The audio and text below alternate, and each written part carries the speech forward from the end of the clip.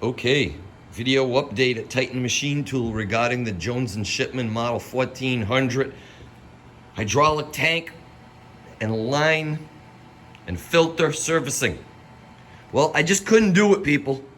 I went to go pour in the new Vaculine 1405 lubricating oil, and I noticed it is clear, nice and clear. And I don't know if you saw the old video, the other video, but if you haven't, go take a look at the hydraulic fluid in the reservoir before I cleaned it out. It was all brown and rancid and nasty looking, and I just couldn't do it.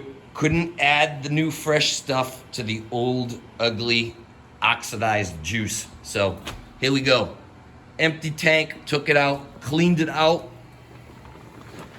Took all of the oil out. All that nasty brown rancid oil. Took it all out, cleaned this guy out. This guy's probably never been cleaned since 1977. But it had all sorts of scum in the bottom. It looked like it had chewing gum down there. So we cleaned it all out, wiped it all out, so it's gonna be nice and fresh. Fresh! Well, now that I got this baby cranked up nice and high, you can get a better look at it here before I put it all back together. See, now we can see a little better. Oh, look at that. So I'm just gonna give you a secondary view here now that we got this thing way high up and out of the way. If you want to take a look at it, secondary view here. Filter, canister, pump, pickup, motor. Nice bright copper plumbing.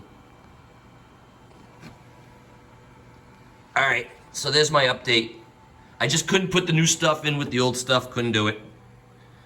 So I'm gonna have to drain this off too right here, because this guy's full of the old nasty.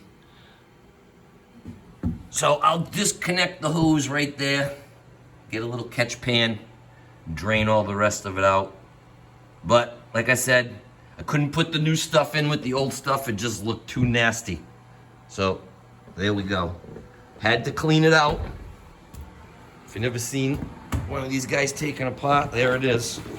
But this guy's even got a little rubber seal, a little rubber molding seal that runs along the top edge of this all the way around. It's a little compromised over here at this edge right here. I'm sure I can't get a new one of them. But like I said, if you know where I can get me some Jones & Shipman original replacement parts, hook me up with that information, because I may need them if I take this thing apart and try to fix the leaks. All right, people.